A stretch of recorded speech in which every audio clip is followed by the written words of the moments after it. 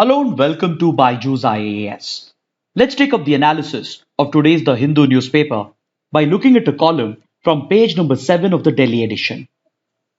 This column deals with a recent tax proposal that has been made by the United States, which calls for a global agreement amongst major economies to levy a global corporate income tax.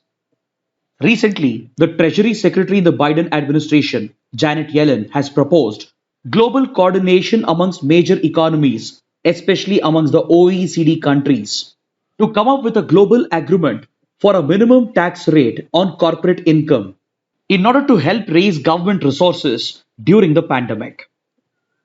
See, the global pandemic has disrupted the global economy, and almost every country has witnessed a major economic downturn over the last 1 year.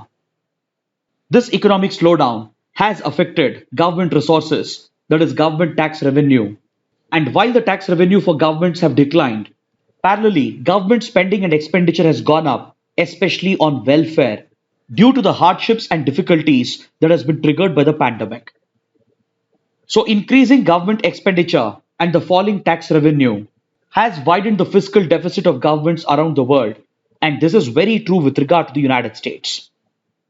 Last year, when the pandemic broke out and when countries went into a lockdown, the then Trump government announced an economic stimulus package of around $2 trillion in mid 2020, and this was followed up with another package of $900 billion.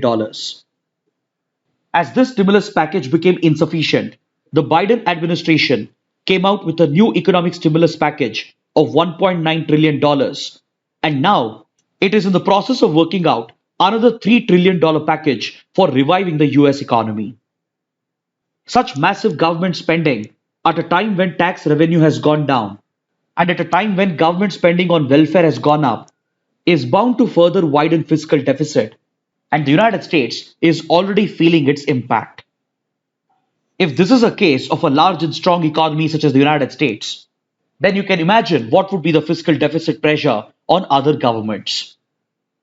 So, considering this unprecedented economic situation, the United States has proposed a global agreement amongst major economies of the world so that they can set a minimum standard for global corporate income tax, which basically amounts to taxing the rich, that is, the ultra rich billionaires and multinational corporations, in order to generate precious additional tax revenue to governments. This proposal has both pros and cons, and as expected, it has already been opposed by the corporates and even by the World Bank.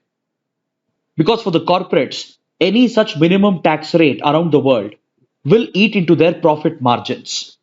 But the World Bank has said any such global agreement on corporate income tax will result in the flight of capital.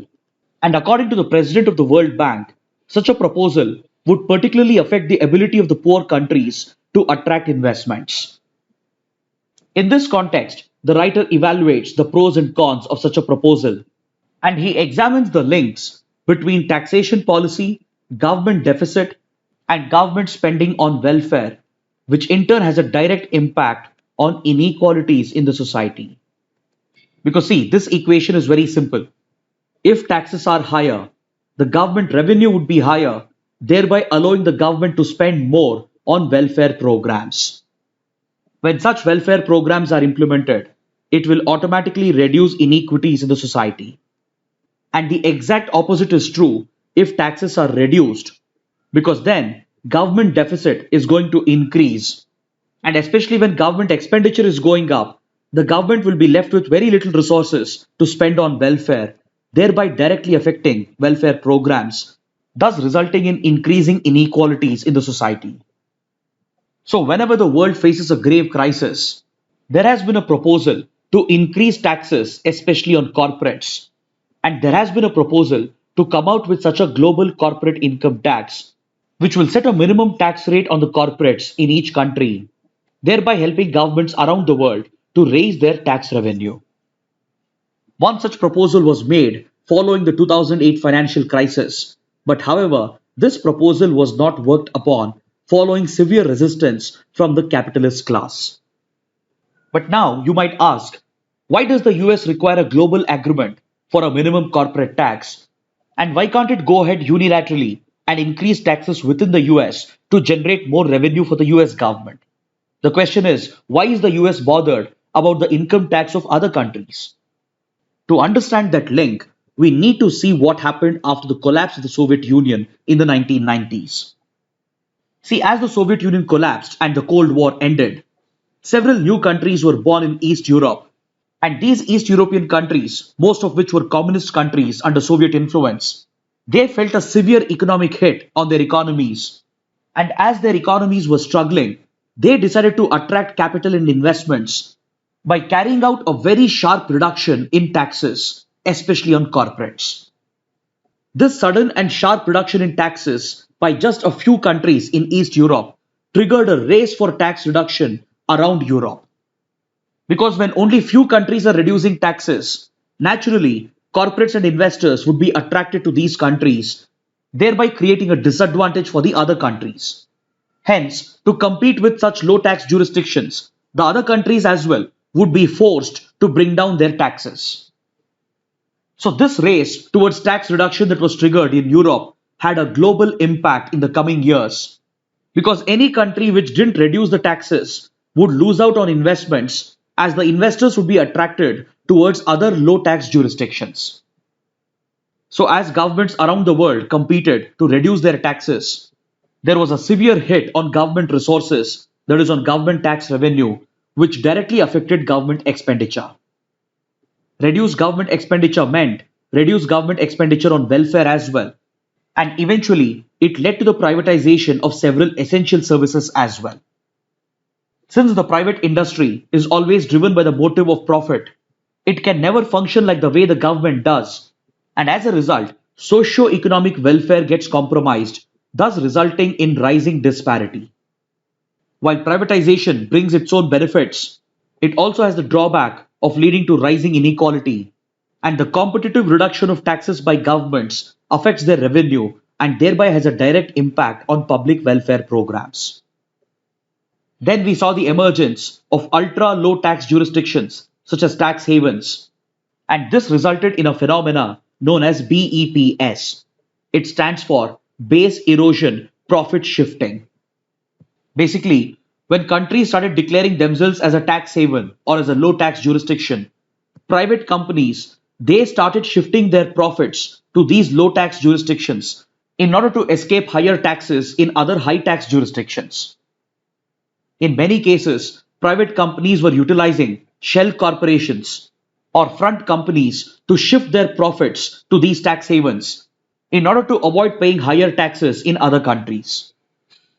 Such practices, which borders on illegality, have been followed by many companies, and in fact, recently in the European Union, major companies like Facebook and Google were penalized by the European Union for illegally shifting their profits to low tax jurisdictions such as Ireland. So, as companies pay less taxes, governments are deprived of revenue, and this directly affects their spending on welfare programs. So, that is the reason why there is a need for a global agreement amongst countries, especially amongst major economies, so that they can all agree upon a minimum global corporate income tax. And once this minimum threshold is set, no country can go below this. And thus, they can start taxing the rich and the large companies in order to generate tax revenue for the government, which would be directly utilized for government welfare programs.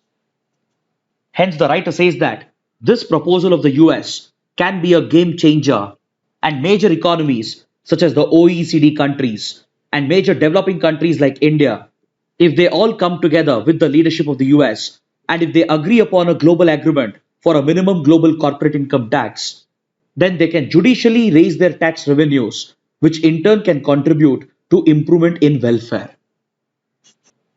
Next, all the other important articles that we have in today's newspaper are related to the pandemic. So let's cover a few important ones only by looking at the key details, as we have repeatedly covered all these issues in the previous sessions. This editorial on page number 6 evaluates the new vaccination policy that was brought out by the government of India. See, it's a well accepted fact that the best way to end the pandemic is to achieve universal vaccination. That is, every individual should be vaccinated. And the only way of achieving this is through government-led vaccination. Initially, India's vaccination program rolled out really well, and the center took upon the entire responsibility in the initial phases. As we have discussed, in the first phase, the frontline healthcare workers were vaccinated, followed by other essential services which are working on the front line. Then it was slowly opened up for senior citizens, and then everybody above 45 years of age was brought under the vaccination program. Until this stage, the center was taking up the entire responsibility, including providing funds for these stages of vaccination. But recently, the center has revised its vaccination strategy and it has carried out several changes, which has led experts to question and criticize the strategy of the center. By evaluating this new strategy, the editorial feels that the center has more or less abdicated its responsibility with regard to universal vaccination because the center has clearly shifted the responsibility towards the state governments, thereby placing an enormous burden on the states. And this is something that has never been done before in the history of immunization in India. If you look at the various free immunization programs that we have, all of them are led by the center, and the states assist the center, and it is the central government which has always taken the lead to organize the vaccination program and as well as to fund the program. So the financial responsibility, the logistics, and even spreading awareness and conducting vaccination campaigns were being led by the center with the support of the states. But now, at a time when the country is deeply affected by a pandemic, the center has shifted the responsibility to vaccinate a large proportion of the population to the state governments, which may not be adequately prepared for the challenge. See, while many countries in the world are going for completely free universal vaccination without any eligibility criteria, the government of India seems to have chosen only a certain section of the population defined on the basis of poverty line and defined on the basis of age group for whom free vaccination would be made available. In the initial phases, when frontline workers, senior citizens, and those above 45 years were being vaccinated, the center provided for free vaccination for all the categories. But now, as it opened up vaccination for those above 18 years, it has shifted a large part of this responsibility to state governments and private institutions. Under the new strategy, the center will continue financing the vaccination of those who are above 45 years of age, but however, providing free vaccines to those between 18 to 45 years of age has been placed on the shoulders of the state governments and private establishments. Under this new strategy, the center is going to procure around 50% of the vaccines that are being produced by Serum Institute and Bharat Biotech, and the remaining 50% will have to be lifted by state governments and private institutions, that too at prices determined by these companies. Essentially, in the initial phases, the center, that is the government, was controlling the prices, and the central government was the sole buyer of the vaccine. But now, in an attempt to diversify the vaccination program, the center is pushing states and private institutions to lift vaccines from the manufacturers, and they are supposed to buy the remaining 50% of the lot, that too at prices determined by these companies. While private institutions are going to make a profit, it is the state governments which fall under a burden because they were not prepared for this financially. Because while coming out with this revision in policy, the center never consulted with the state governments, and the editorial expresses a fear that this policy of the union government could result in the creation of vaccine inequity, wherein a large proportion of the population won't be able to afford these vaccines, or they might fall through the cracks as the states may not be capable of vaccinating all of them. Earlier, the center had earmarked a total budget of 35,000 crore rupees for free vaccination. Under the current phases of vaccination, the center has spent around 10,000 crore rupees to vaccinate the frontline workers, senior citizens, and those above 45 years of age. So financially, the center had no constraint and it could have expanded the program for all age groups and for all classes, which would have resulted in the universalization of the vaccination program. But instead, by pushing the responsibility on the states, which were not prepared financially, it has not only burdened the state governments, but it is also going to trigger a competition between the rich and the poor states as they compete to buy the vaccines in the midst of a vaccine shortage. At a time when vaccines are in short supply, the richer states are going to bid higher and lift the vaccines at higher prices, which may not be affordable for the poorer states, thereby leaving out a large proportion of the population out of the vaccination program. Hence, it's very essential for the center to ensure that these two companies, that is Bharat Biotech and Serum Institute, they should be made to adhere to three important principles and guidelines. One, they need to be completely transparent about their pricing. But as per the initial pricing policy, it's already clear that these companies are going to overcharge the state governments and the private companies, whereas they themselves had stated that they were already making minimal profits by selling vaccines initially at 150 rupees per dose to the center under the initial phase of the vaccination program. Now, the prices set by the companies for states and private hospitals is in the range of 450 to 800 rupees, which marks a significant increase over the previous prices. And it also indicates a clear attempt by these companies towards profiteering. While the companies deserve to make a reasonable profit for their investments and for their efforts, exorbitant pricing and profiteering during a pandemic is simply inexcusable. Hence, the center will have to act upon these companies and ensure that they are transparent in their pricing policy. And the state governments, on the other hand, should be allowed to engage in collective bargaining so that they can negotiate with the company collectively and bring down the prices further in order to make the vaccines affordable for all the states. Then, along with this, the companies need to guarantee an assured supply and timely supply of these vaccines to the state governments. And if the center fails to ensure this, then it is definitely going to result in vaccine inequity, wherein several categories of our population, including poor people, people in remote areas, people from poor states, and people of different age groups, might miss out on their vaccination, and all state governments may not be able to reach out to them. So the editorial concludes that the new vaccination strategy of the center is unfair and dangerous, as it could slow down our efforts in combating the pandemic, and it could also make the vaccination program inequitable. Next, on page number 6, we have a column which makes the same argument about the new vaccination strategy.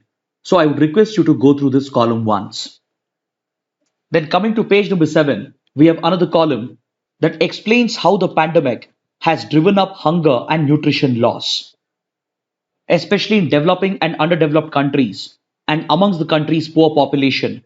The pandemic and the subsequent lockdowns have driven up hunger and nutrition loss, which in turn has a direct impact on the overall health and well-being of the people. India in particular is of great concern because India faces the chronic problem of malnutrition, which is clearly reflected in various international rankings such as the Global Hunger Index.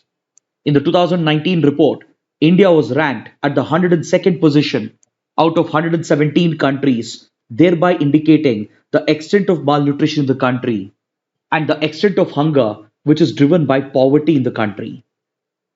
This loss of nutrition in turn affects the health and well-being of the individual and as well as one's ability to gain education by attending schools and colleges. And poor health caused by malnutrition also affects one's ability to be productive at work.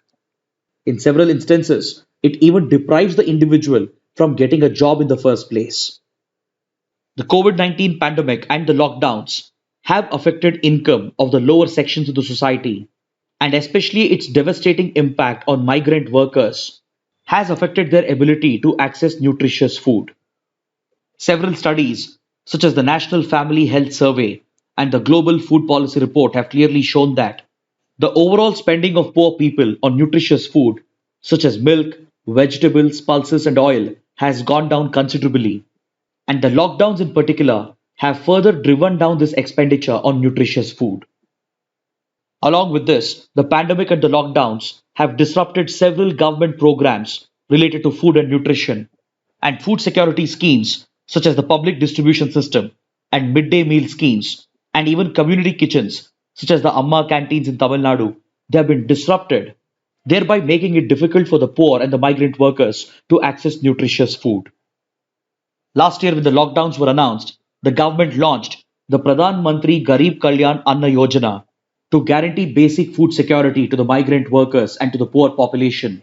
And now, with the rise of the second wave, the government has restarted this program to provide for some immediate relief to the poor people and the migrant workers who are losing their incomes and whose livelihoods have been disrupted because of the pandemic and the lockdowns. There is also an urgent need to further revive and expand the ambit of the Manrega program because this would guarantee livelihood security for the poor and migrant workers who are losing their jobs in the unorganized sector due to the lockdowns. The central and the state governments will have to work harder to revive food security schemes such as PDS, midday meal programs, Anganwadi centers, and community kitchens, which are crucial for feeding not just the poor population, but also children, women, especially pregnant women, and even senior citizens who are the most vulnerable with regard to food security. Next, on page number 7, we have a column in which the writer talks about the concept of triage. See, as the second wave has hit India, our healthcare system has been completely overwhelmed, and the patients and their families are struggling to find hospital beds, oxygen cylinders, and even basic essential drugs. This is because the pandemic has completely overwhelmed the capacities of our healthcare system, and it is under such circumstances that we need to strictly implement the concept of triage. This concept was first introduced by Napoleon's military when surgeons were dealing with mass casualties in the battlefield. When a large number of people are sick or injured, and when the healthcare system is getting overburdened, that is when you implement the concept of triage, which is based on justice, solidarity, and logical calculations. And under this concept, the patients are categorized and prioritized for treatment depending upon who is suffering from the most severe or serious injury or disease.